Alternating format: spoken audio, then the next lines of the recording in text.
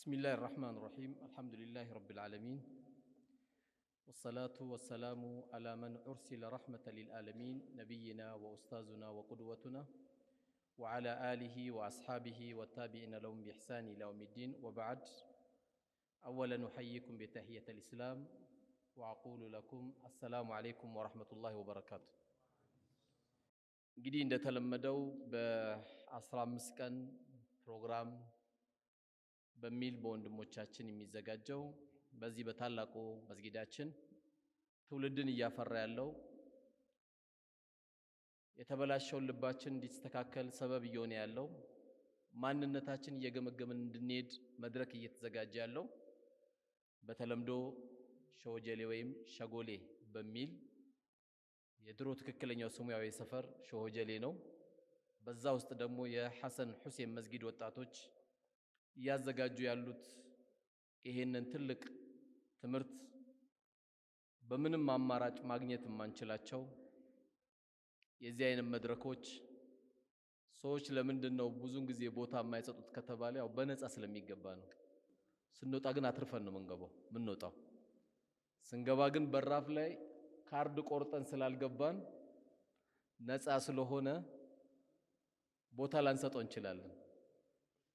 ስንወጣ ግን እዚህ ቤት ሐዲሱን ያዳመጠው ትምህርቱን ያዳመጠው ትምህርቱ የገባው ብቻም ሳይሆን እዚህ ጋር በመቀመጣችን ብቻ ትምህርቱ እንኳን ባይገባን በመቀመጣችን ብቻ አጅር ሸቅለን ነው የምንወጣው በመቀመጣችን። ምክንያቱም ነቢያችን ሰለላሁ ዐለይሂ ወሰለም ማ ይጅተማ ፊ በይት ሚን ቡዩቲላህ የትሉነ ኪታበላህ ويتدارسون فيه إلا نزلت عليهم السكينة وغشتهم الرحمة وحفتهم الملائكة وذكرهم الله في من عنده. عند سبسب يسو ልጆች አይሰባሰቡም በዚህ በተከበረው በአላህ ቤት አላህ ከራሱ የሆነ እርጋታን ቢያወርድባቸው እንጂ ሰዎች እርጋታ ብለው የተለያየ የማያስፈልግ ነገር ውስጥ ይገባሉ። በዛ እርጋታ የለው። እዚህ ግን እርጋታ አለ። ይሄ ቤት ለምንድነው እርጋታ ያለው ከተባለ አንድ የምታፈጥባት አጅነቢ የለችም። የምትነካካው የሴት ሰውነት የለም።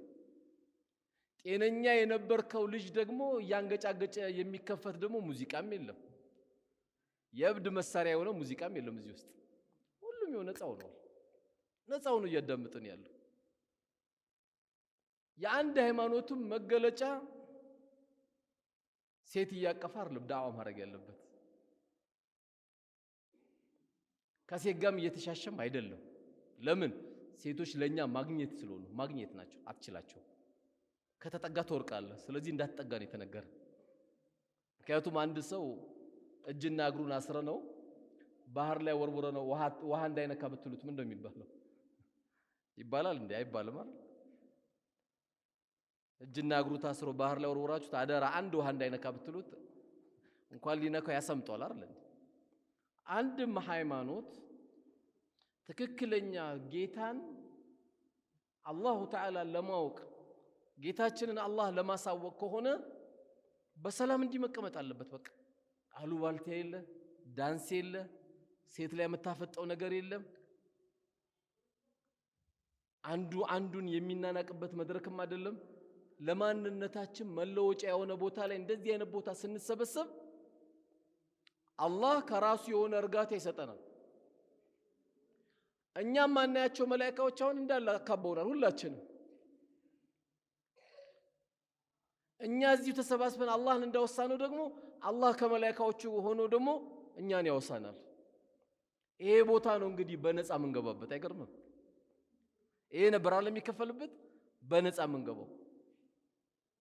እዚህ ቤት መቀመጥ አሁን ይሄን ዳዕዋ መከታተል ከኔ ውጪ የሚያስተምር ወንድሜም ካለ በእንደዚህ አይነት መድረክ መቀመጥ ወላሂ በገንዘብ አይለካም። ሰዎች የአርሴናል ደጋፊ ነን ብለው እኮ ሁለት ማማ ወተት ይጠጣሉ። ምን ነው አርሴናል 5 ገባበት ብሎ ምን አገባህ አንተ? 6 ቢገባበት ምን አስጨነቀ? የአርሴናል ተጫዋች የተጫወቸው ቆንጆ ዶላር ሊዘጋ ነው። አንተ በማማ ጉሮሮን ዘግተህ ምንም በማይመለከት ሱብሃንአላህ አላህ ያሳየው ወንድሜ። ይኸው ማማዬ ለዚህ መቃጠል የለ በምንማማረው ትምህርት ራሴን ገመግማለሁ፣ ራስን ትገመግማለህ፣ ራስሽን ትገመግሚያለሽ። ይሄ ነው ምንም ጭንቅ የለውም። በቃ ምርጥ ቦታ እንደናንተ እዚህ ጋር የተሰባሰባችሁ ሰዎች እንደናንተ ወላሂ አራዳ የለም። አራዳዎች ናቸው እዚህ ዳዕዋ መጥተው የሚያዳምጡት። ይሄ ዝም ብሎ ስራ አጣን በሚል ስሜት እንደራሳችሁ እንዳገመግሙ ወላሂ እድለኛ ናንተ። እቺን ዳዕዋ ማግኘት አላህ እኮ ያስታውሳል። አሁን ከሰባቱ ሰማይ በላይ ያለው አላህ፣ አርሽ ላይ ያለው አላህ፣ ከአርሽ በላይ ያለው አላህ አንተን ሲያስታውስ አህመድ ብሎ ያ ባሪያም ብሎ ማስታወስ ከዚህ የበለጠ ስኬት ምን አለ? ሐሙስ ዕለት ከመቅሪብ እስከ ኢሻስ ሐሰን ሁሴን መስጊድ ያዳመጥከው ልጅ አህመድ የምትባል አሁን ጠቅላይ ሚኒስቴሩ አብይ ይጠሯል ብትባል እንኳን በእግር አይደለም በእጅ ትሮጣለህ ከመደንገጥ የተነሳ። እዚህ ዳዕዋውን የተሳተፈ ሰውዬ ጠቅላይ ሚኒስቴሩ ይጠሯል ብትባል የለህም በቃ እስከምትደርስ ላበላብ ነው የምትሆነው። ታላቁ ጌታ ነው የሚያስታውሳውን እዚህ ቦታ ቁጭ ስትል ከዚህ የበለጠ ትልቅ ቦታ የለም። ሁሌ ማፍቀር ጌታዬ ወይ ህይወቴን ሙሉ የመስጊድ ፍቅር ስጠኝ በለው።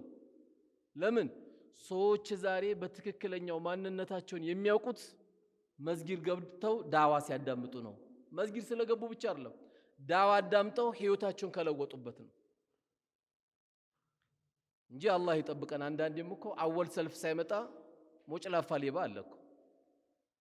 አወል ሰልፍ አይጠፋም፣ ግን ስንቱን አስለቅሶ ሊሆን ይችላል አታውቀው። ግን በተማረው ላይ ልቡ ላይ ቁጭ አድርጎ የሚፈክርና የሚያስተነትን ከሆነ ብዙ ወንድሞች ይጠበቁበታል። ስለዚህ አርስቴ ይሄ ባይሆንም መግቢያ ግን ላረግ የፈለኩት የዚህ አይነት ቦታ መቀመጥ ዳዋ መጠራት ተንገብግበን መምጣት አለብን። ተንገብግበን ይሄ ፕሮግራም ዛሬ እዛ ጋር ባዶ መሆን አልነበረበትም፣ እዛ ጋር ባዶ መሆን አልነበረበትም። ለምን ይሆናል? እዚህ ጋር የሚመጣው ዳዒ እኮ ኃይለኛ ኮሚሽን የሚከፈለው ስላለ ነው የሚመጣው። ያ ኮሚሽን ደግሞ ከአላህ ነው። አንድን ሰው ማቅናት፣ አንድን ሰው ወደ ተሻለ ህይወት መምራት፣ አንድን ሰው ከነበረበት ከወደቀበት ከዘቀጠበት ስነ ምግባር እንዲመለስ የሚያደርግ መድረክ ያዘጋጀው ዳዒ ዱንያ ላይ ከሚገኘው መኪና፣ ዱንያ ላይ ከሚገኘው ቤት እሱን ያገኘው የተሻለን ያገኘው። ብዙ የሚያስቸግር ባህሪ እዚህ ውስጥ ካለ ይሄ ባህሪያችንን ካስተካከልን ይሄ ዳዒው የመጀመሪያው አጅር የሚያገኘው እሱ ነው። ለምን አስተዋውሷል፣ ገጽሷል፣ መክሯል። ስለዚህ እኛም የዚህ አይነት መድረክ የዛሬ 4 ወር ይመስለኛል ከመጣው እዚህ መስጊድ ወይም 5 ወር ሆነኛል እንደዛ አካባቢ ነው። መግቢያ ላይ የተናገርኩት ይሄንን ነው። የትም መድረክ ስናገር ወደ ዳዕዋ መድረክ ከመግባቴ በፊት እነንትና ነው ይሄን ዳዕዋ የሚያዘጋጁት የሚባል እስልምና የለም። አንተ ራስ አንዱ አዘጋጅ ነህ። ልጅ በቦክስ እንዳይመታ ትፈልጋለህ? አዎ መስጊድ አምጣው፣ ዳዕዋ አስመታው። ታላቅ ምን እንደሆነ በደንብ ያዳምጥ። ታላቁን ያላከበረ ለታናሹ ያላዘነ ከኛ አይደለም ብለዋል። ኬሚስትሪ ቲቸር እንዳትል ነብዩ ናቸው ሰለላሁ ዐለይሂ ወሰለም። ኬሚስትሪ ቲቸር ይሄን አይነግርህም። የእያንዳንዱ መገለጫ ባህሪ የሚባለው ነገር እዚህ ነው የምታገኘው። ከዚህ ውጭ የምታገኝበት የለም። ዛሬ መሬት አጭበርብሮ የህዝብ መሬት የሚወስደው ዶክተር ነው ተብሎ ሙስና የሚቀበለው እኮ ፒኤች ዲግሪ ያለው ማስተር ያለው ነው። የአላህ ፍራቻ ያለበት ጥሩ ስነ ምግባር ያለው ሰው ጉቦም አይቀበልም፣ አያደርገውም። አንድ ሀገር ትክክለኛ መዳን የምትችለው ብዙ ፒኤች ዲግሪ ያላቸው ሰዎች አገር ስለሚመሩ አይደለም። አንዳንዴ ጃሂል ሆኖ አሊፍ አያቅም ባያቅም የወደቀ ቀብር ማንሳት ያንቀጠቅጠዋል። በቃ በተፈጥሮ አላህ ያስተካከለው። አረ የሰው ሀቅ አውዙ ቢላህ ይላል። እንዴት ወስዳለሁ እኔ የሰው ሀቅ ይላል። አገሪቱ ጠፋች ይባል። ማን ያጠፋት? የተማረው ነው እኮ እያጠፋ ያለው። ዘራፊው የተማረ ነው። ለምን? የተማረው ፊዚክስ እና ኬሚስትሪ እንጂ የአላህ ፍራቻ ውስጡ አልገባም። ኬሚስትሪ ውስጥ ተቅዋ የለማ። ገንዘብ እንዴት እንደሚገኝ ነው የምትማረው። ፊዚክስ ውስጥ ገንዘብ ነው እንጂ ያለው አላህ እንዴት እንደምትፈራ የምትማረው የለም።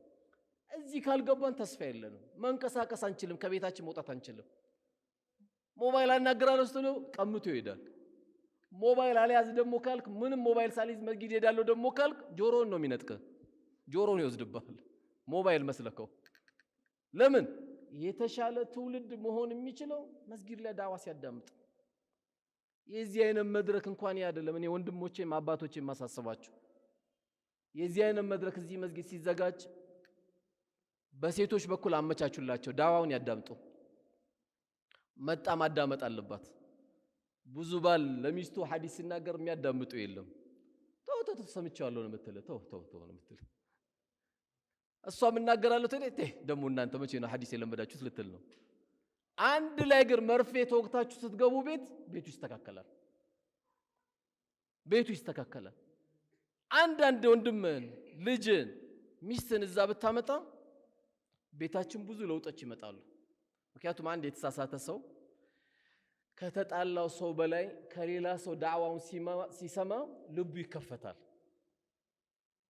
ሚስት ከሌላ ሰው ዳዕዋ ስትሰማ ባህሪዋን ታስተካክላለች እንጂ ምን ችግር አለ? የሐሙስ ራታችን ባታዘጋጅስ፣ ባለቤት ባታዘጋጅስ፣ ለአንድ ቀን ሐሙስ በ15 ቀን አንዴ ወተት በዳቦ 10 ደቂቃ ተፈልቶስ ቢበላ ምን ችግር አለ?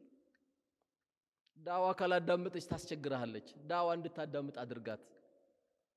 መጣት ታዳምጥ። ላ ተምነው ኢማ አላህ የአላህ ባሪያ ሴቶችን መስጊድ እንሂድ ካላችሁ አከልክሏቸው። ነይ እስቲ በ15 ቀን አንዴ መስጊዳችን ብፌ ያለ ይሄን ብፌ እስቲ በልተን እንምጣ በል። አንተም እዚህ ትበላለህ፣ እሷም እዛ ትበላለች። ከዛ ቤታችን ምን ይሆናል? ኑሩ እየበራ ይመጣል። እሷም ስተቷን ታገኛለች፣ አንተም ስተትን ታገኛለህ። ከዛ መተራረም ይመጣል። በሰላም ቤታችን ይቀጥላል። እኛ ብቻ አዳምጠን ደግሞ ማዳመጣችን ብቻ እኮ አይደለም ችግሩ፣ ያዳመጥነው ማለመናገራችን ለሚስቶቻችን። ሁሌኛ በቃ ምን ጠይቀው ዘይት አለቀ ቲማቲም አለቀ ብቻ ስለሆነ ማለት ነው። እሱ አንዱ ዋጅብ ነው፣ ችግር የለውም። ግን ዛሬ ካዳመጥኩት ተብሎ ከመናገርና ያልምዳችን እስኪመጣ ድረስ በተቻለ መጠን ቤተሰቦቻችንን ጠርተን ይሄንን ዳዕዋ እንድናስተላልፍ አደራ እላለሁ። ዝግጁ ናችሁ አይደል? በቀጣይ ዝግጁ ናችሁ ኢንሻአላህ። የዛሬው ርዕሳችን ወንድሞቼ በሰጡን መሰረት ትልቅ ርዕስ ነው። ከምንም በላይ ያው ራሴንም እናንተንም ለመመካከር ያክል ነው። ብዙ ሊባሉ የሚችሉ ብዙ ርዕሶች ናቸው። እኛ ግን ባለችን መቅሪብ እስከ ኢሻ እንግዲህ ትንሽ ሰዓት ናትና በዚህ ሰዓት ላይ ለመተዋወስ ሞክራለሁ ኢንሻአላህ። የዛሬው ርዕሳችን ወይም መልካም ስነ ምግባር በሚል ተዘርዝሮ ያልቅም። ድንገት ወንድሜ መሐመድ ፈረጅም ወይም ኡስታዝ መሐመድ ፈረጅ ነካክቶታል ይመስለኛል እንደተናገሩት። እንግዲህ ያው አንዱ ከአንዱ ደግሞ ሲያቀርብ ይለያያል። ያው ሸራተን የሚያዘጋጀውና ጊዮን የሚያዘጋጀው ብፌ አንድ አይደለም። ያው እንግዲህ ትልቁ ብፌ የሸራተኑ የመሐመድ ፈረጅ ይመስለኛል። እኔ ከጊዮንም እንደው የመንደር ምግብ ቤት አድርጋችሁ ቁጠሩትና ትንሿ ናት ብዬ አስባለሁ። የቷን እንደምትለውጠን እሱን እኛና ነፍስያችንን ከአላህ ጋር የምንተሳሰብበት ነውና እኔ ዛሬ የማነሳቸው የአንድ ሙእሚን የስነ ምግባር መገለጫው የሆነው 4-5 ነጥቦችን ለማንሳት ነው። ከደረስን 5ቶቹንም እናነሳለን፣ ካልደረስን ግን ኢንሻአላህ ያለችውን ለማንሳት እሞክራለሁ። ከዚህ መካከል ሙእሚኖች ትልቁ ስነ ምግባራቸው የሚባለው ምላሳቸውን መጠበቅ ነው። ምላስ የሚባለው ነገር ነቢያችን ሰለላሁ ዐለይሂ ወሰለም በሐዲሳቸው ምን ብለውናል? በሁለት ከንፈሮቹ መካከል ያለውን የጠበቀልኝና በሁለት ታፋዎቹ መካከል ያለውን ብልቱን የጠበቀልኝ ለጀነት ዋስ ሆነዋለሁ አሉ። ለጀነት ዋስ ሆነዋለሁ አሉ። ይሄ ምንድናቸው? ሐራም ነገር ከመስራት ብልትን መጠበቅና አላስፈላጊ ንግግሮችን ተናግሮ ከሚያናግረው ምላሳችን የተቆጠበና ምላሱን የጠበቀ ሰው ለጀነት እኔ ዋስ ሆነዋለሁ አለ። አላህም በተከበረው ቃል ምላስን ሲያስጠነቅቀን ምንድን ያለው? ወይሉ ሊኩሊ ሁመዘቲን ሉመዛ አለ። ወየውላቸው ሰው ለሚያሙና ሰው ለሚወጉ አለ። ምክንያቱም ምላስ በጣም ይወጋል፣ ሰዎችን ከስራ ያወጣል፣ ትዳር ይበጠብጣል። በተለይ ሰምቼ ነበረ ሳሰማ አልቀርም ይመስለኛል እያልን የምናወራቸው ወሬዎች ብዙ የተስተካከሉ ቤቶቻችንን ያበላሹብናል። እና ይሄ ምላስ የሚባለው ነገር በጣም ከባድ ነው። ከምላስ ጋርም ደግሞ አብሮ የሚገኘው ለዚህ ነው ነብዩ አለይሂ ሰላቱ ወሰለም ላ يدخلوا الجنة ነማም አሉ። ወሬ ከዛና ከዚህ የሚያሳብቅ ሰው ጀነት አይገባም አሉ። ከዛና ከዚህ ወሬ አምጥቶ ማስታረቅ ነው እንጂ በትክክለኛ ከዛና ከዚህ ወሬ አምጥቶ የሚያጋጭ ሰው ወሬ የሚያመጣ ሰው ጀነት አይገባም ነው ያሉት። በትክክለኛም ዛሬም ቤታችንን፣ ስራችንን፣ ጉርብትናችንን፣ ጓደኝነታችንን ስናያቸው ከዚህ የሚያልፉ አይደሉም ማለት ነው። ስለዚህ ምላሳችን ትልቁ ለምላሳችን ደግሞ እንድንጠነቀቅ የተነገረ ምንድነው? ሐሜት፣ የወንድምን ክብር መዝለፍ፣ ማሳነስ፣ በማይገባ ቦታ ስሙን ማንሳት። እናታችን አንሻ አላህ ስራዋን ይወድላትና የረሱላችን ሰለላሁ ዐለይሂ ወሰለም ሚስት የሆነችው የአቡበከር ሲዲቅ ልጅ የሆነችው በወሬ የተነሳ ባልተረጋገጠ ወሬ ይህን ሰርታለች ተብሎ ለረጅም ቀናቶች አይኖቿ አልደረቁም ነበረ። ምክንያቱም ወሬ ለአንድ ሙሚን በጣም ከባድ ስለነበር የተወራባት ወሬ ዚና ሰርታለች ወይም ዝሙት ሰርታለች ተብላ ነው። ነገር ግን ለረጅም ጊዜ አይኔ ሁሉ አልደረቀም ነው የምትለው። ምክንያቱም ምላስ ስብራቱ ከባድ ነው። በተለይ ምንም የማያውቅ ሰው በሬ ወለደ ተብሎ ወሬ የሚወራበት ሰው በጣም ይጎዳዋል። ለመጠገን በጣም ትቸገራለህ። በተለይ ደግሞ እንደ ሀገራችን ባህልና አኗኗር ህዝብን ለመበተን እንደ ወሬ ቀላል ነገር የለም።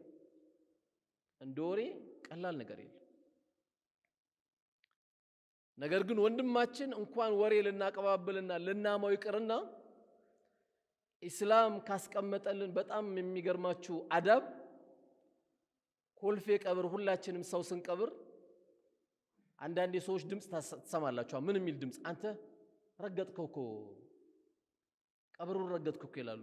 ምን ለማለት ነው? የወንድም ቀብር እንኳን ኮልፌ ላይ መርገጥ ክልክል ነው። ሞቷል እኮ አይክም። ቀብር ላይ እንኳን አክብሮታል ወንድሜን፣ ቀብር ላይ አክብሯታል እህቴን። ቆሞ ያለውማ በምን ሚዛን ታስቀምጠዋለህ? የበለጠ ወንድምህን ማክበር ያለብህ አሁን ነው ማለት ነው። ቀብር ላይ መርገጥ ከተከለከለ አብሮ የሚኗኗረው ከመስጊድ የሚወጣው በስራ የምትገናኘው ደግሞ አካል ምን ያህል ከባድ ነው።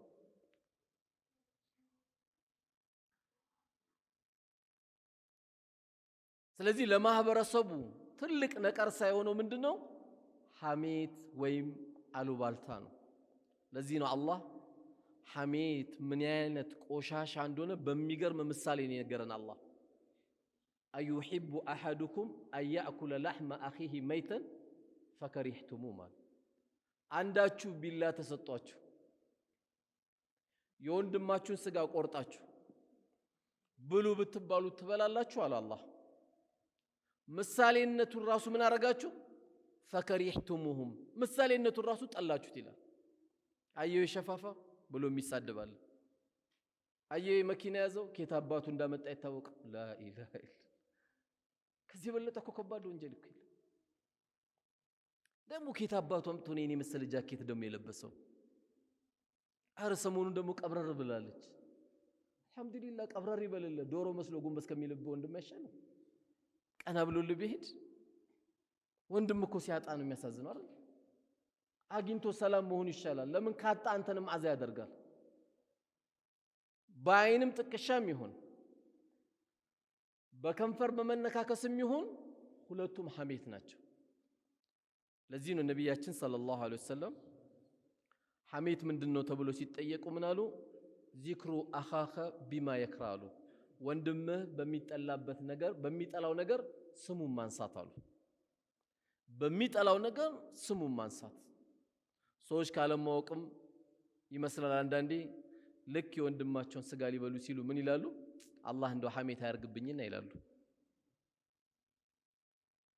አንዳንዶቹ ደግሞ በጣም ደግሞ ቆንጆ አድርገው ደግሞ ከመታየታቸው የተነሳ እንደው አስተግፍሩላህ ይላሉ በደንብ ጠጥተውታል እኮ አጥንቱን ጨርሰው ስጋውን በልተውት ምን ብለውት በቃ አስተግፍሩላህ እንባባል ይላሉ አስተግፍሩላህ ይሄውን አይበቃም ተውበቱ ይሄ ተቀባይነት የለው ለምን የተከበረው ወንድምህን ስሙን ነው ያነሳከው ስሙን ማንሳት የማይፈቀድልህ ለዚህ ነው አላህ እዚሁ አያ ላይ ምን ይላል لا يسخر قوم من قوم عسى أن يكون خيرا منهن ይላል አንዳችሁን አያሳንስ ይላል አንተ አታውቅም እንጂ አላህ ዘንድ እሱ ነው በላጩ አለ እዚሁ ላይ ደግሞ አያይዞ ምን አለ አንዳችሁ ወንድማችሁን በቅጽል ስም እንዳጠሩት አለ በቅጽል ስም ድንገት ወፍራም ሊሆን ይችላል አንተ ቦርጫም አይቻልም ማለት ነው ለምን አይወድም አይነሱ በጣም ቀጭን ሊሆን ይችላል በሆነ ስያሜ ሊሰጠው ይችላል ይሄ ሁሉ አይቻልም ስለዚህ ወንድም የሚባለው ነገር በጣም ከመክበዱ የተነሳ ቀብር ላይ ያከበረን አላህ ስሙን ማንሳት ደግሞ ወንድማችን በጣም ከባድ ነው በእነዚህ በተማሙ ወንድሞች መካከል አላህን የማልገባም ብለዋል አንተን አፎቱ ሊላ ጨርሰ መጣት አላህ ዘንድ ያለብህ የወንድምን ክብር ማንሳት ከምንም በላይ ከባድ ነው ምክንያቱም ትላንት የነበረው ያ ምርጥ ዘመን የሚባለው ሰሃባ እንኳን ስሙ ሊነሳሳ ይቀርና እና አብዱራህማን ኢብኑ ዐውፍ የሚያደርጉት የነበረው ምን ነበረ ወንድሜ ሆይ የእውነት ወንድማማችነት ወንድሜ ሆይ አንተ አላገባህም እኔ ቆንጆ ሚስቶች አሉኝ መርጠህ የፈለካትን አግባ አንዱ አልፍታለህ መርጠህ የፈለካትን አግባ ይሄን የምታየው ደግሞ የእርሻ ቦታዬን ከፊሉን ልስጥና ውሰድና ስራበት እያሉ ነበር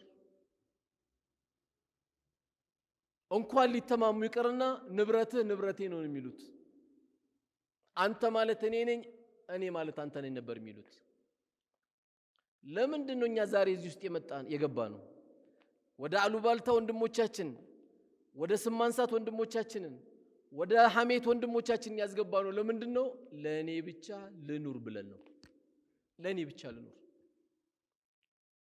አላህ የቀነሰብን ረህመት ምንም የለም ትላንት ሁላችንም ከምንኖረው በላይ እየኖርን ነው ውሸት ምንም ችግር የለም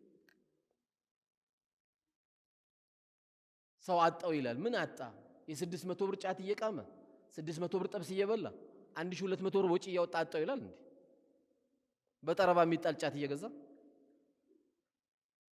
ምንድን ያጣው ቁም ሳጥናችን ሙሉ አይደል እንዴ ጠቦኮ ቁም ሳጥን እየቀየርን አይደለም እንዴ የትኛውን ልብስ ልልበስ እያልን እኮ ስንት ሸሚዝ እየመረጥን አይደለም ምንም አልጎደለም ምን ጎደለ ልብ ጠበበች እቺ ጠበበች የኔ ያንተ እናት እኮ በሁለት ክፍል ነው ያሳደጉን በሁለት ክፍል በጣም ሰፊው የሚባለው 9 ሆነው ነው ያሳደጉን ቀልብ ሰፊ ስለነበረ ቤቱም ሰፊ ነው የሚመስለው አሁን 11 ክፍል ይሰራል አንድ ቀን ተሰግዶበት አያውቅም ባክ እንደ ሁለት ክፍል ደግሞ ሊጨምር ነው ይላል ለምን ሲል እኔ ማላቀውም ይላል እሱም አያውቀውም እኮ ጠቧል ለምን ቀልቡ ጠቧል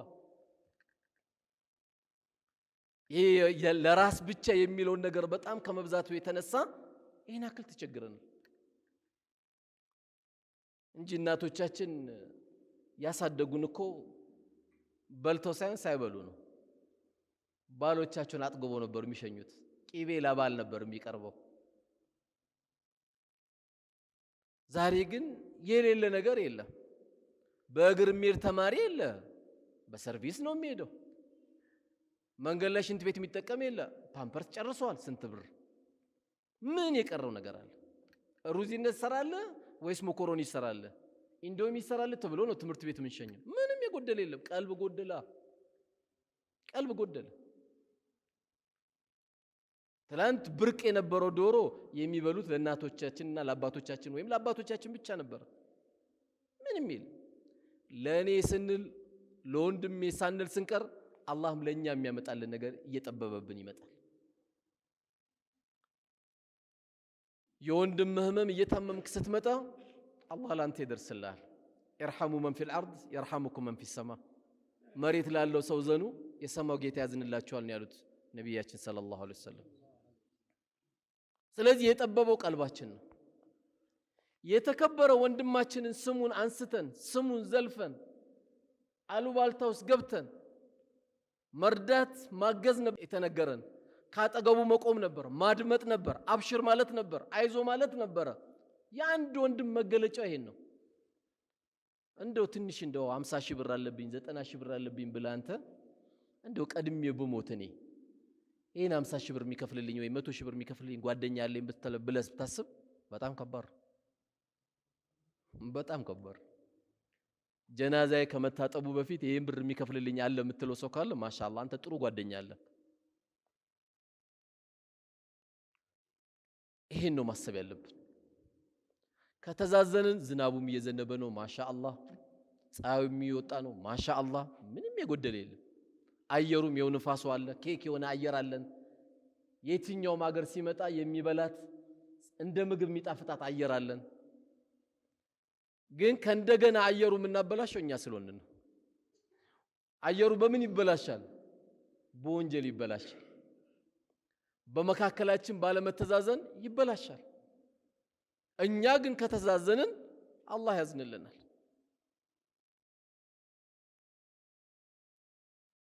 ስለዚህ የአንድ ሰው ትልቁ መገለጫው ምን መሰላችሁ? አንተ በሰው ላይ የተጣድክ ሰው አይደለህም። ማ የልፊዙ ሚን ቀውሊን ኢላ ለደይህ ረቂቡን አቲድ ነው። የሚቆጣጠሩ ሁለት መላእክቶች አሉ፣ ረቂብና አቲድ የሚባሉ አሉ። ይቆጣጠሩታል። አንተ በሰውዬ ላይ የቆምክ ትራፊክም አይደለህም። አላህ የተሳሰበው የማንም ሰው ስም አታንሳ። በማንም ሰው ጓዳ አትግባ። እነዛ የሚኖሩት ሚሊዮነር አሉ፣ ምን አገባ ይኖሩ። እዛች ጋር ደግሞ በጣም አስገራሚ ከቦቆሎ ያላለፉና ደግሞ ከሽምብራ ያላለፉ አሉ። በቃ አይመለከትም። ከቻልክ ሄደርዳቸው፣ ካልቻልክ ሌላ ነገር ውስጥ አትግባ። እዛ ጋር ደግሞ ምስኪን ሲሆኑ አላህ ጠልቷቸው አይደለም። እዛ ጋር በጣም ሚሊዮነር ሲሆኑ ደግሞ አላህ ወዷቸው እንዳይመስላችሁ። ሁለቱም የጥላቻና የውዴታ ግዴታ አይደሉም።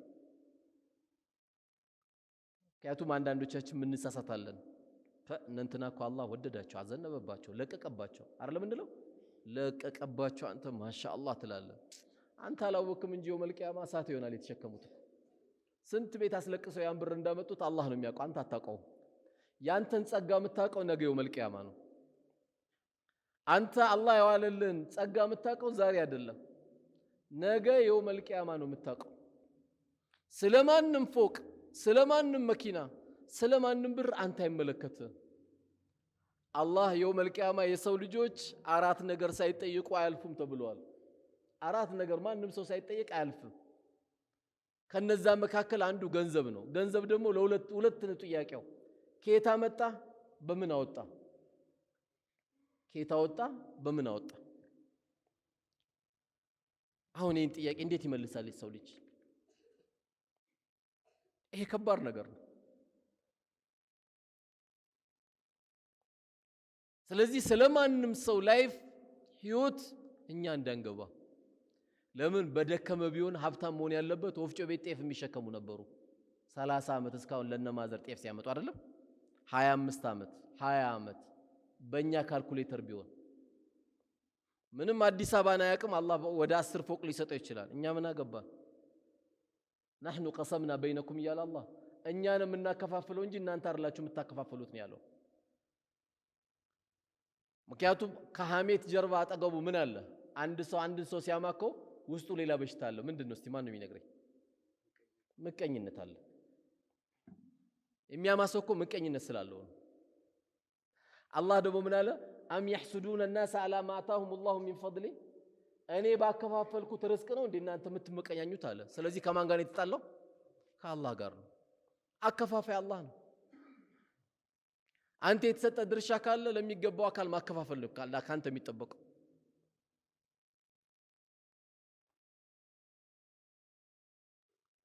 ስለዚህ አላህ ለተለያየ ባሪያ የፈለገው ሊሰጥ ይችላል። ላመነውም ላላመነውም፣ ላመፀውም ላላመፀውም። አላህ ለፈለገው ይከለክላል፣ ለፈለገው ይሰጣል። ዱንያ እንደሆነች 950 ዓመት እድሜ ኖረው የሚሄዱ የኑህ ህዝቦች አልፈውበታል። ይሄው 60 እና 70 ዓመት ደግሞ ተብሎ የተነገረው ይሄ ኡማ ነው። ዛሬ መስጊዳችን 90 የሚያክል እድሜ ከተገኙ ማሻአላህ በሉት፣ ጨረሱት፣ ጨፈጨፉት እኮ ነው እድሜ የቡሰውን የበሉት ነው የሚባለው። ግን ያው ዱንያን ጨርሰዋል የሄዱት፣ ነክተዋት ነው የሄዱት። ዱንያ እኛን ትጨርሰናለች እንጂ እኛን ጨርሳትማ። ሰዎችን እየጨረሰች ነው የምትወስደው እንጂ አንተ አጨርሳት። ትውልድ እየተካካይዳል እያለ ቂያማ ይቆማል። ስለዚህ ማንም ሰው ሐሜት የሚባል ነገር ሲጀምር መጀመሪያም በሽተኛ ነው ያሰውየ። ሐሜትን ሲጀምር ምንድነው? በዛ ወንድሙ ወይም በዛ እህቱ ወይም በዛ ቤተሰብ የታመመው በሽታ ስላለን ያ በሽታው ምንድነው? ምቀኝነት ነው። እንዴት ከየት መጡ? አንተ አላህ ለወንድም የሰጠው አንተ ጋር መጥቶ ካልኩሌተር ይዞ ሂሳብ መስራት አለበት እንዴ? አላህ ይጨምርለት እንጂ ማለት ያለበት። ለዚህ ነው እኮ ማሻአላህ በሉ የተባለው። አንተ አልሐምዱሊላህ የማይበላ የማይጠጣ የማይሞት የማያንገላጃ ጌታ የሆነው አላህ እስልምናን የሰጠ ጌታ አልሐምዱሊላህ አልሐምዱሊላህ። በምን ይለካል? ኒዕመተል ኢስላም በምን ይለካል? አውርተን የማንጨርሰው እኮ ጸጋ ያለበት ነው። አውርተን ይሄ ቁጭ ብለናል ሁላችንም። አንድ ሽታ የለም አጠገባችን። ለምን? ሽታ ቢኖር እዚህ ቤት መግባት ስለማይችል። ሹፍ አንድ ሽታ የለም። ይህን ጸጋ ነው የሰጠ። ያለ ውዱ የተቀመጠ የለም። ለምን? ሰላቱ ስለሚበላሽበት። ንጹህ ነው ማለት ነው። ጀናባው ነው አልገባም፣ ሻወር ታጥቦ ነው የመጣው። ይህን ኒዕመተል ኢስላም አላህ ሰጠ። ዳሩ ሰላም የሚል የትልቁ የሰላም አገር ደግሞ ጠብቃቸዋለሁ እያለ ነው አላህ። በቀልቡ ላይ የጎመን ዘር የምታክል ላኢላሃ ኢላላህ ያለበት ሰው ጀሃነም እንኳን ከገባ አውጡት ነው የሚባለው። ላኢላሃ ኢላላህ ራሱ እኮ ተስፋ ነው። ተስፋ በእኛ ሰላት ባንገባም በአላህ ረህመት ግን እንገባለን፣ እንከጅላለን ከጌታችን። ይህን ትልቅ ጸጋ ከሰጠ አልሐምዱሊላህ። ለምን? አንተ ፈርማ አይደለም ኢስላምን አላህ የሰጠ። አላህ መርጦ ነው እስልምናን የሰጠ። ይህንን ጸጋ ሲሰጠን በወንድሞቻችን ላይ መመቅኘት አናቆም። አንዳንዴ እንትና ምን ሆነ፣ እንትና ምን ሆነች፣ ለምን ታመመች ተብለው እኮ ከስራ ውጭ የሆኑ ሰዎች አሉ። በምቀኛ ከዛም ከጠንቋይ ከዚህ ከአድባር ከዚህ ከቆሌ ከጅኒ አድርገው አስተብትበው አፍዝዘው አልጋ ላይ ጣሉት ሰው እኮ ስንት አለ። አንድ ማህበረሰብ በሰላም እንዳይኖር ከሚያደርጉ አንዱ ጠንቋይ ነው። በየመንደሩ ተደብቆ ይኖራል። ሰዎች ሲያያቸው ሸኾች ይሏቸዋል። አጭበርባሪ ሸኽ፣ ትዳርን የበተነ ምን የመሰለ የሚሯሯጥ የነበረው ልጅ አፍዝዘው ያስቀመጠ፣ በሚበላ ሰጠውት፣ በሚጠጣ ሰጠውት፣ በልብሱ ቋጥረውበት ስንቱን ከስራ ያወጣው አሉ። ከማን ጋር ተባብሮ? እዛ ሲሰራ የተበሳጨበት ጎረምሳ አለ ምቀኛው። ያ ምቀኛ ጠንቋይ ቤት ሄዶ አሰርቶበት ነው። ስንቱ ከስራ ይወጣል። በእርግጥም ላስፈራራ አይደለም። የዚህ መድኃኒት ሰደቃ ነው። የዚህ መድኃኒት ሰደቃ ነው።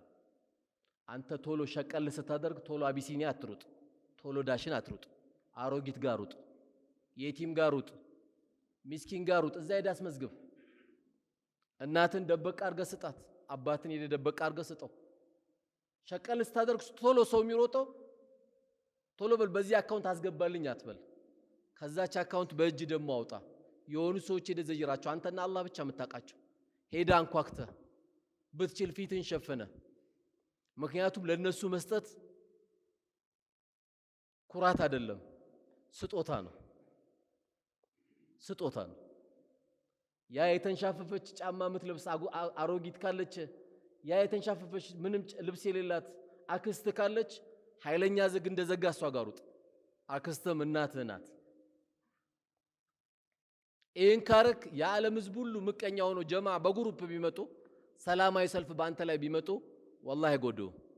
ኢነ ናሰ ለው እጅተመዐ ዐላ አን የንፈዑከ ቢሸይን ለም የንፈዑከ ኢላ ቢሸይን ቀድ ከተበ ላሁ ዐለይክ። የሰው ልጆች ሁሉ አንተን ንጉዳ ብለው ተሰባስበው ቢመጡብህ አላህ ትጎዳለህ ብሎ ካልጻፈ ማንም አይጎዳም። ማንም አይጎዳም። አላህ የጻፈብህ አይቀርም። ጣሊያንም ሄደህ ብትታከም ጀናዛ ይመጣል ከጣሊያን ካለ ትመጣለህ። አይ አይደለም እዚህ በጥቁር አዝሙድ ትድናለህ ካለ ጥቁር አዝሙድ ውጠህ ትነሳለህ። 1000 ዶክተር ስላየም አድንም። አንድ ሰውም ብቻ ስላከመም ደግሞ አትሞትም። አላህ የጻፈው ካለ እዛች ላይ የቀረችው አንድ ማንኪያ ኩባያ ካለ ትጨርሳለህ፣ ትሄዳታለህ። ገና ነው ካለ ደግሞ ትቀጥላለህ። ማንም አንተ ሉግዳ ቢል ወላሂ መጉዳት አይችልም። ቢጎዳማ ስንቱ ይጨርስ ነበርኩ። ስለዚህ ወንድሞቻችን ላይ የሚያመጣብን ምቀኝነት ሲመጣብን ከማ ቃለ ረሱሉ ዓለይሂ ሰላቱ ወሰላም በወንድሞቻችን ላይ ምቀኝነት ከች ሲልብን ልባችን ላይ ሲመጣብን የመጀመሪያው እርምጃችን ምን ይሆናል? ኢስቲግፋር ነው። ጌታዬ ወይ ምህረት አንተን እጠይቃለሁ። ኢዛ ሐሰርተ ፈስተግፊሪላህ። ወንድሞች ላይ ምቀኝነት ከች ሲልብህ አስተግፊሩላህ ጌታዬ፣ ሰጪው አንተ አይደለ እንዴ? ከልካዩ አንተ አይደለ እንዴ? ሁሉ ነገር የምታደርገው አንተ አይደለም ብለህ ለአላህ ምህረት መጠየቅ አለብህ። የምቀኝነት መድኃኒቱ ኢስቲግፋር ነው ማድረግ ያለብህ። ስለዚህ ሙእሚን ትልቁ የስነ ምግባር መገለጫው ምንድነው ከተባለ ወንድሞቹ ባገኙት ነገር አይበሳጭም፣ ተደሳሽ ነው። በቃ ለምን ወንድም ባያገኝ ኖር የመስጊድ እኮ አይሰራም ነበር። ከየት መጣ? ወንድም እኮ ስላገኘ ነው። ወንድም ስላገኘ አይደል እንዴ ምንጣፍ ያገኘው? ወንድማችን እኮ ስላለ ነው እኮ አምፖል የተሰካልን እንዲህ ኑር ሆነ መስተቀር ወንድም ስላገኘ ነው። በወንድሞቹ ማግኘት የሚበሳጭ ካለ ትልቅ የዘቀጠ የስነ ምግባር ብልሽት አለበት ወንድማችን ላይ ማለት ነው። ስለዚህ የዛሬው ትልቁ ርዕሳችን ሰዎች ወሬ ያቀባብላሉ፣ ሐሜትን ይጨምራሉ፣ ውስጣቸው ግን ምቀኝነትን ይዘው ነው። በወንድሞቻችን ላይ መመቅኘት የለብንም። ለዚህ ነው ነቢያችን ሰለላሁ ዐለይሂ ወሰለም በሁለት ነገር በስተቀር መመቅኘት አይበቃም ነው ያሉት። በሁለት ነገር በስተቀር መመቅኘት አይበቃም።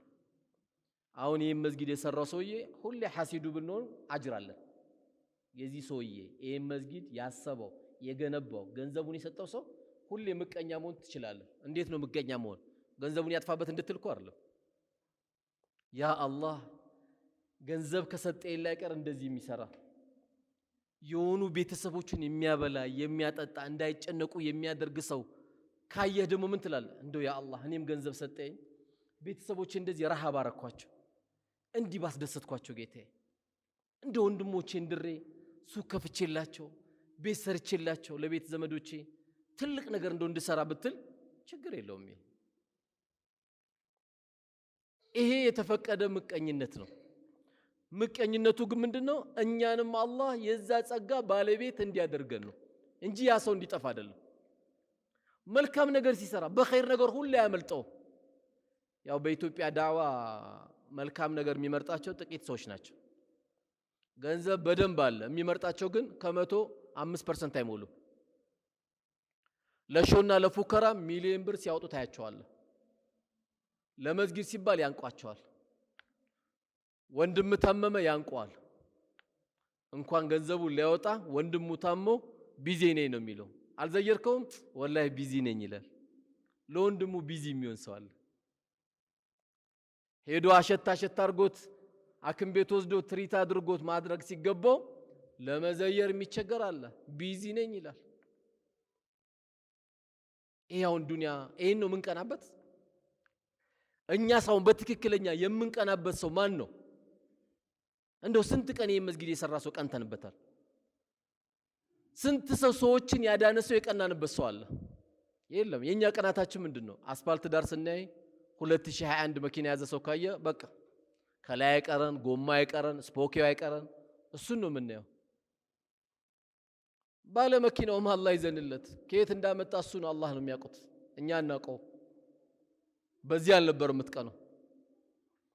ለሰው የኖረ ሰው ካለ እዚህ ሰውዬ ላይ ነው መቅናት ያለባችሁ። ወላሂ የእውነት የሚቀናበት ሁሌ የኡማው ጉዳይ የሚያሳስበው እንኳን አሁን እኛ መስጊድ ውስጥ የምናወራ ይቅርና አጠገባችን የክርስትና እምነት ያለው ሰው እንኳን ካለ በጣም ከቸገረው እኛ እያለን እኮ ወላሂ መቸገር እኮ የለበትም። ለምን ይርበዋል? ማን ነው የፈቀደልን? ስለ ሙስሊም እኮ አይደለም እኔ እያወራሁ ያለሁት። እኛ የዚህች ሀገር ሰዎች እኮ አይደለንም። እኛ እያለን ሰው ሊርበው አይገባም ነበር። እኛ እያለን በባዶ እግር ሰው መሄድ አልነበረበትም። ለምን ስግብግብ ሆንን? ሙእሚን ደግሞ ምንድነው? ቸር ነው። ቸር ነው። ሆደ ሰፊ ነው። ሁሌ በቃ አካውንት ማስገባት ብቻ አይደለም ጭንቆ። ማን በላ፣ ማን ጠጣ፣ ማን ለበሰ፣ ማን አገኘ። ሰው ሞተ ሲባል ልቡ ሐዘን በሐዘን ይሆናል። ሰው ታመመ ሲባል ርብሽ ይላል። ቶሎ ወደ መፍትሄ ነው የሚሄደው። መድኃኒት አለ ወይ? አክም ቤት ታይቷል ወይ? ሙእሚን ምን ጊዜም ልቡ እኮ ክፍት ቸር ነው። በቃ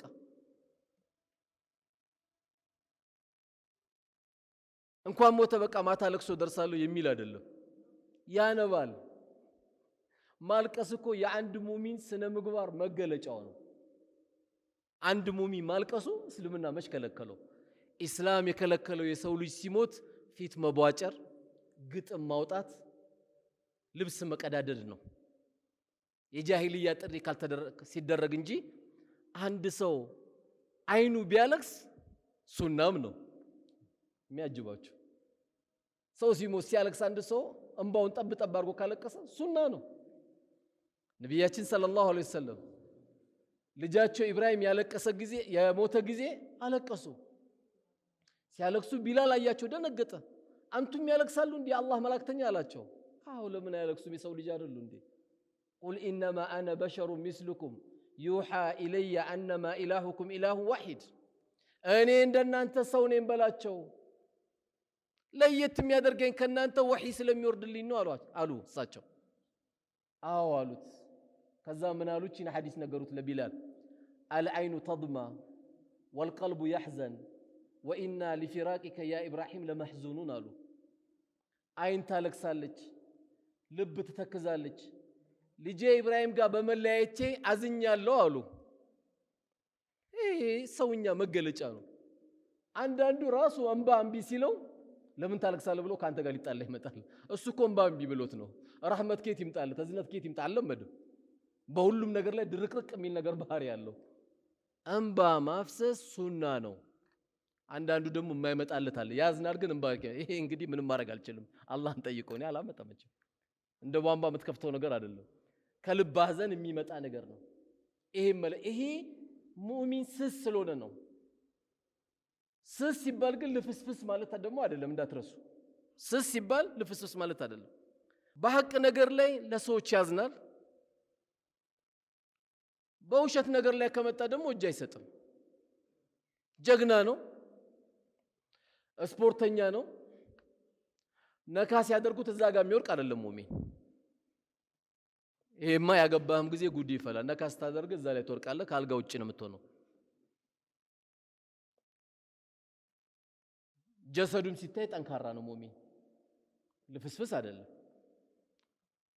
ሁለት ሰዎች ነው እንጂ የሚታገሉት በአንድ ሰው ጉዳይ ላይ ሙእሚን አይታሰብም። ጀግና ነው።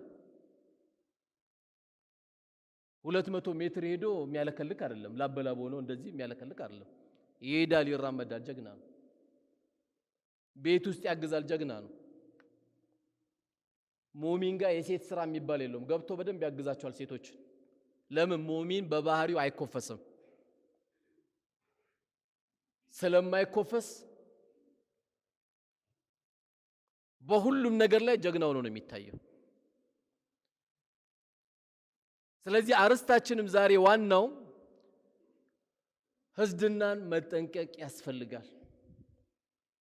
كما قال الرسول عليه الصلاة والسلام አትመቀኛኙ፣ ጀርባ አትሰጣጡ። አንዱ ወንድማችሁን ያጫት ሴት ካለች እንዳታጩበት፣ ወዷት አንድ ሴት ካጫት እንዳትመጡበት። በቃ አላህ ያሳምርለት ብላችሁ ተው። ጀርባም አትሰጣጡ፣ አትመቀኛኙ። ከተመቀኛኛችሁ እንጨት እሳት እንጨትን እንደሚበላው መልካም ስራችሁን ይበላባችኋል። ሰላትን ይበላባል። ወንድም ላይ ስትመቀኝ የቅድሟን ሱና ሰላት ያበላሽባል። ሰኞ የጾም ኮን የሰኞ ጾም ያበላሽባል። ምቀኝነት በጣም ጥንቃቄ የሚያስፈልግ ነው። በጣም ዱዓ የሚያስፈልገው ነገር ነው። ከባድ በሽታ ነው። አላህ ደግሞ ኑሩን ያፈሰሰባችሁ ጸጋውን የሰጣችሁ ሰዎች ደግሞ ጥንቃቄ ማድረግ አለባችሁ።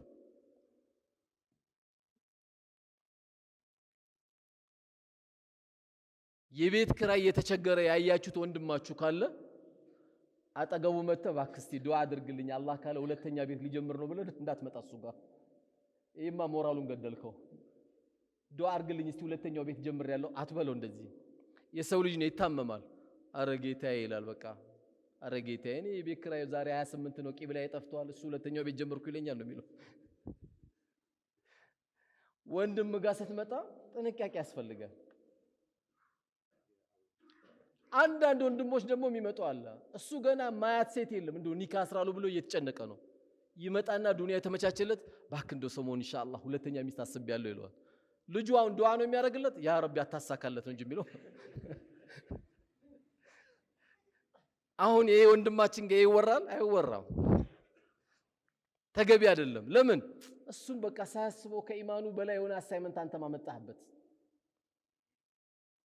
ብትችል አንተ ምን ነበር ማድረግ የሚጠበቅብህ? አንድ ቤት አላህ ሰጣ አላህ እኔ ከክራይ ያወጣኝ ጌታ አንተ ክራይ ላይ አይደል? እስቲ እቺ የ3 ወር ደግሞ 30 ሺህ ብር የቤት ክራይ ክፈል ብትለው እኔ እንጃ ለአንተ ብቻ 2 ረካ ሰግዶ ዱዓ ያደርግልሃል። መስከረምን ነፃ ያረከኝ፣ ጥቅምትን ነፃ ያረከኝ፣ ህዳርን ነፃ ያረከኝ አላህ ከየውመል ቂያማ ጭንቅ ደግሞ ነፃ ያውጣ ይልሃል። ለምን? አንተ አራዳ ስለሆንክ ነው እንደ አላህ ቤት የሰጠ? እሱ ሞኝ ስለሆነ ነው አይደለም። አንተም በዛሽ ቤት ፈተና አለብህ፣ እሱም ቤት በማጣቱ ፈተና ነው። ለሁለታችንም ፈተና ነው። ቤት ክራይም የሚቀበለው የሚሰጠውም ፈተና ነው። ስለዚህ ጸጋችንም ስናወራ ቀልባቸው በተለያየ ፍላጎት የተሰበሩ ወንድሞቻችን ጋር ስንመጣ ጥንቃቄ ያስፈልጋል። እንዳይሰበሩብህ የበለጠ ይጨነቃል። አሁን አንተ የነገርከው ኢንፎርሜሽን ስብር ነው የሚያደርገው በቃ። ስለዚህ ስናወራም እየተጠነቀቀ የግድ አምጥተህ ለመስጊድ ሰው ቤት አከፋፍልም ባንለ አላህ 2-3 ቤት ከሰጠ ለታናሽ ወንድም ስጠው፣ ለታላቅ ወንድም ስጠው። ባሏ ተቸግሮ ከሆነ እህትን የወሰደው ባል ካለ ወላሂ ስጠው። እናታችን አሲያ እኮ ከቤተ መንግስት ወጣለች፣ የፊራውን ሚስት። በግቢዋ ላይ እኮ የአባይ ወንዝ ነው እኮ የሚፈሰው ቤቷ። ቁርስ ምሳ እራቷ ብፌ ነው። የተከበበችው በወታደር ነው። ነገር ግን የፊራውንን ቆሻሻነት ስላወቀች እሱን አቅፎ መተኛት አልፈለገች። ኢማን አየህ፣ ከቤተ መንግስት ያወጣል ኢማን። አየዋ ከቤተ መንግስት ዛሬ ከቀበሌም አያወጣም እኮ። ስኳሩ ከሚቆምብህ አትወጣም አንተ ከዛ። እናታችን አሲያን ሱብሃንአላህ ኢማን ከቤተ መንግስት አውጥቷታል። ምንድን ያደረገችው? ያ ሁሉ ብፌ እያየች ያ ሁሉ መስተንግዶ እያየች አላህን ግን ሌላ ነው የጠየቀችው። ምን አለች? ረቢ ብሊኒ ኢንደከ በይተን ፊል ጀና ወነጂኒ ሚን ፊርዓውነ ወዐመሊሂ ወነጂኒ ሚነል ቀውሚ ዛሊሚን አለች። ጌታዬ ወይ አየሁት የዱንያን ቤት አለች። እኔ ግን የምፈልገው ይሄን አይደለም። አንተ ጋር ቤት ስራልኝ፣ አንተ ጋር ቤት ስራልኝ ያለች። ረቢ ብሊኒ ኢንደከ በይተን ፊል ጀና አንተ ጋር ቤት ስራልኝ። ወነጂኒ ሚን ፊርዓውን አለች። ትላንት አቅፌው የምተኛው የነበረው ፊርዓውን ከሱ ተንኮልም ጠብቀኝ አለች። ወነጂኒ ሚነል ቀውሚ ዛሊሚን ከሱ አጠገብ ደግሞ ብዙ በደለኞች አሉ፣ በደሉን የሚያበረታቱ ከነሱም ተንኮል ጠብቀኝ አለች። አሰቃዩት፣ ቀጠቀጧት። ገደሏት። በጣም ሲመቷት ግን ትስቅ ነበር። ለምንድን ነው የምትስቀው? አላህ የጀነት መስተንግዶ እያሳያት ስለነበር። አላህ የጀነት መስተንግዶ እያሳያት ስለነበረ ሰው እየተደበደበው ድረሱልኝ ነው እንጂ የሚለው ይስቃል እንዴ? አላህ መስተንግዶን እያሳያት ስለሆነ ትልቅ ቤት እያዘጋጀላት ስለሆነ ውስጧም ኢማን የሚባለው ነገር በደንብ ስለገባ የቤተ መንግስት ህይወት አልናፈቃትም። በወታደር መታጀብ፣ ጧት መግለጫ፣ ማታ መግለጫ፣ ጧት ብፌ፣ ማታ ብፌ ራሱ ጭንቅ ነው እኮ። እኛ እንኳን ትንሽ ጭንቃችን እንኳን ሰላም ያደርገው ምንድነው? በአመት አንዴ አንድ ወር አላህ ስለሚያስተነፍሰን ነው እኮ። አላየም ረመዳን ሚሊዮነሩም ኩሽሽ ብሎ ኒስትሮም ኩሽሽ መስጊድ ላይ ሁሉንም እኩል አድርጎ ርቦት ሁሉም እየሮጠ ለመቅመስ አዮ አስተነፈሰ ኢስላም። ይሄ ነው የእስልምና ጸጋችን። ስለዚህ በወንድሞቻችን ላይ ማግኘት ወላሂ ተደሰት። ዱንያ መከፋፈል ነው። ዱንያ ካለ ነገር መስጠት ነው። ድንገት ስለመቀኝነት ሳስጠነቅቅም አላህም የሰጣቸው ወንድሞች ካለ ስጥ ስጥ። ኬታ መጣው አንተስ ሰፈር ሱጋ እኮ አንተ ማቆም አቅቶት አይደለም። አላህ ፈተናን የሆነብህ ስጥ። አንተ ያልሰጠው ማንም አይሰጥም። አንተ ያልዘረጋው ማንም አይዘረጋው። ገና እንደሞትክ መጀመሪያ ሞባይል ይወሰድብሃል። በመቀጠል ቡኮቹን ተሯሩጦ ሰዎች ይይዙታል። ሄዶ ደግሞ ቤተሰብ ቶሎ ይሮጥና ብሎክ ያስደርጓል። ማንም እንዳይንቀሳቀስ የፍርድ ቤት ጉዳይ አለው ተብሎ። የትኛው ቤተሰብ ነው እስካሁን አባታችን 20 ሚሊዮን ብር 30 ሚሊዮን ብር ጥሎልን ሄደዋል? እስቲ ጉድጓዱን ቆፍርለት፣ እስቲ ገጠር ላይ እንኳን አንድ መስጊድ እናሰራለት። የትኛው ቤት ነው ያገኘ ነው? የለም የለም። ሁሉም ሮጦ ቶሎ የመኪና ቁልፍ መያዝ ስለሚፈልግ የለም። አባትየው አንተ ሞኛቱን አሁን ይሄን ካየ በቃ ለራስህ ሰርተህ ሂድ። من عمل صالحا من ذكر أو أنثى وهو مؤمن فلنحيينه حياة طيبة አለ። ከወንድም ይሁን ከሴት መልካም ነገር የሰራ ሰው በዱንያም ጥሩ ነገር እና ጥሩ የሆነ ኑሮ እናኖረዋለን፣ በአኺራም ምን እንዳንሰጠዋለን አለ። ኢን አህሰንቱም አህሰንቱም ሊአንፉሲኩም፣ መልካም ነገር ሰራችሁ ለነፍሳችሁ ነው እያለ ነው አላህ። አንተ ራስህ ሰርተህ ሂድ። አሁን ነይት። ኪሴ ምንም የለም አትበል። ሁሉም ኪሱ ባዶ ነበረ። አሁን ነይት።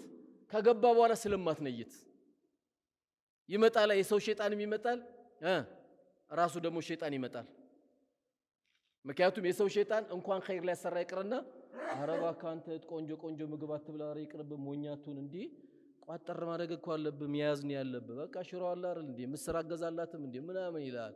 ቤተሰብ እንኳን ረሃ እንዳታረግባቸው ቋጣሪዎች ይመጡባል ለሁለት። ለምንድን ይሄን የመሰለ ጫማ የምትገዛው? በቃ የሀገር ውስጥ አንበሳ ጫማ አለ አይደል እንዴ በ200 ብር እሱን አትገዛም እንዴ? ምን አስጨነቀ ይላል። አውዙ ቢላሂ ሚሽጠረጅ። አላህ ሰጥቶ አንበሳ ጫማ ትለብሳለህ እንዴ? ከሌለ በባዶ እግርም ትሄዳለህ፣ ካለ ግን ምንም ትለብሳለህ። ሰው አላህ ለሰጠው ጸጋ ሂሳብ ይሰራል እንዴ? ለሚበላህ ነገር እኮ ሂሳብ አይሰራም። ምክንያቱም አላህ አንድም ጥሩ ነገር ስንበላ ስንለብስ አላህ ይደሰታል ነው ያሉት ነብዩ አለይሂ ሰላቱ ወሰለም። ለምን ነው የሚደሰተው? አላህ በባሪያዎቹ ላይ ያደረገውን ጸጋ ሲያይ ስለሚደሰት። አንተ ትልቅ ገንዘብ አላህ አዝንቦብህ በወንድሞች ላይ ስትበትን አላህ ይደሰታል በአንተ ገንዘብ፣ ወንድሞችም ስለተደሰቱ። ስለዚህ ከኛ የሚጠበቀው አላህ በሰጠን ነገርም በተን ነብዩ እኮ ሰለላሁ ዐለይሂ ወሰለም አንድ ቀን እንኳን አስር አሰግደው እኮ ከመስጊድ እንዳሰናበቱ እየሮጡ ወጡ። ሁሉም ሰሃባ ደነገጠ። ምን ደረሰባቸው? ምን ሆኑብን ብለው ሁሉም ደነገጡ ወጡ። ምን እንዳሉ ታውቃላችሁ? ሰላት ላይ ቆሜ ለሰደቃ የተቀመጠ ገንዘብ ነበረ፣ እኔ ቤት ስለቆየ ረበሸኝ ሰላት ላይ አሉ። ለሰደቃ ያስቀመጥኳት ገንዘብ ነበረች፣ 10 ሰላትን መሽጉል አደረገችኝ አሉ። 4 ረካዓ ሰብራ ሳጣቻቸው። ወዲያው ሮጦ ቤታቸው ያቺ የሰደቃ ገንዘብ አምጥተው ቶሎ የሚገባው ሰው ቶሎ በተን አረጉት። ለምን? ነገ ያንተ አይደለም፣ አሁን ያለበት ነው ያንተ። ስለዚህ የኛ ትልቅነት የኛ ያስተሳሰብ መጨመር ትልቅ የሚያደርገን ሰው ለምን ቀናብኝ ሳይሆን የምቅናቱን መድኃኒት ደግሞ እኛ መጠቀም አለብን። መጠቀሚያዎችህ ቤተሰቦችን ወንድሞችን ካስደሰትክ አላህ ከምንም በላይ ትልቅ ደረጃ ነው የሚሰጥ። ስለዚህ እኔ ያልሰራሁት ማንም አይሰራም ብለን የዛሬ ዋና ሁለተኛው ትምህርታችን ምንድነው አልኩት? እኔ ያልሰራሁት መልካም ስራ ማንም አይሰራ። ለምን? አንተ ከርክ ያንተን ሱቢ መጥቶ የሚሰግድ ሰው የለም፣ የራሱን ሱቢ ነው የሚሰግደው። አንተ ያልገነባው መልካም ነገር ማንም ሳይገነባው አይሄድም፣ ሁሉም ለራሱ ነው። ስለዚህ እኔ አላህ በሰጠኝ ነገር የግድ ካንተ ገንዘብ አይጠበቅም። አላህ የሰጠን ዕውቀት ለዛ መጠቀም ያስፈልጋል። እቺ ሀገር ደግሞ እንደምታዩት ዛሬ እጅግ በጣም የሚያሳዝን ነገር እያየን ያለ ነው። ብዙ ማህበረሰብ ቁርስ በልቶ ምሳ እያሰበን ያለው፣ ምሳ በልቶ እራት እያሰበን ያለው። ይሄ የመፍትሄው አካል እኛ ነን፣ አንተም እኔም አንቺም ነን። እኛ የ3 ወር አስቤዛ እኮ ቤት አስቀምጠናል።